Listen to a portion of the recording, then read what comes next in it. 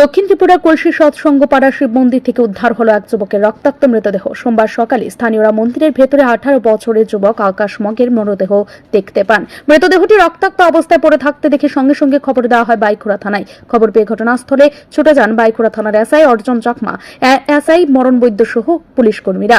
Police ঘটনাস্থলে ঘিরে তদন্ত শুরু করে। এসআই অর্জন চাকমা জানান, মৃত্যুর সঠিক কারণ এখনো স্পষ্ট নয়। ফরেনসিক টিম ঘটনাস্থলে পৌঁছে মৃতদেহ তল্লাশি করার পর ও ময়নাতদন্তের রিপোর্ট আসলে প্রকৃত কারণ জানা যাবে। প্রাথমিকভাবে মৃত যুবকের বাবা জানিয়েছেন, আকাশমগ দীর্ঘদিন ধরে নেশাজাতীয় দ্রব্য সেবনের সঙ্গে জড়িয়ে পড়েছিল।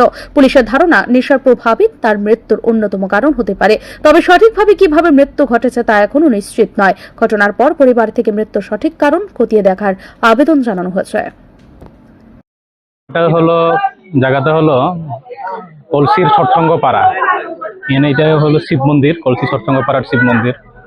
তো আমরা সকালবেলা খবর পাই যে একটা ডেড বডি মন্দিরের ভিতরে পড়ে আছে। তো সেই মোতাবেক আমরা এসে দেখি যে আকাশ মগ নামে একজন 18 বছরের যুবক মৃত অবস্থায় পড়ে আছে। তো যথারীতি আমি আমাদের সিনিয়র অফিসারদের জানিয়ে দিই এবং ফরেনসিক মোবাইল টিমের জন্য ফরেনসিক মোবাইল টিমদের খবর দেওয়ার জন্য অনুরোধ করি। সেই মোতাবেক ফরেনসিক মোবাইল টিমদেরকে খবর দেওয়া হয়। আমিও পার্সোনালি ফোন করেছি এবং তারা এখন রাস্তাতে আসতেছে। তো দেখা যাক, ফরেনসিক মোবাইল টিম এসে তদন্ত করবে আরো। তারপরে বোঝা যাবে কি এখানে কোনো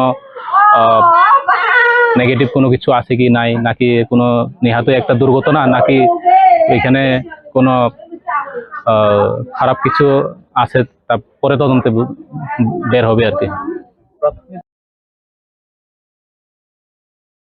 এখন দেখার বিষয়, আকাশ মগের মৃত্যুর তদন্তে পুলিশ কি ধরনের পদক্ষেপ গ্রহণ করে।